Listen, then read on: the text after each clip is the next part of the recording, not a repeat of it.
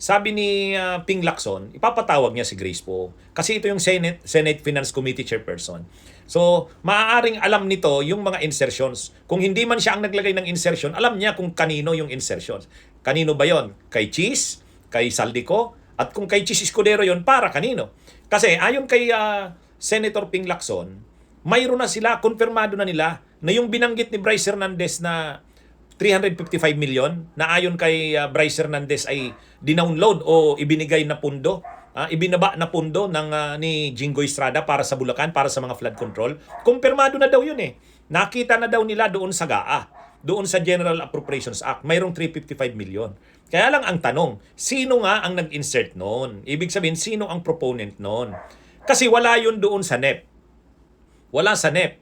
Doon sa GAB, ibig sabihin yung General Appropriations Bill nung galing pa lang sa Kamara, wala rin. Kaya dalawa lang daw ang pwedeng panggalingan nun.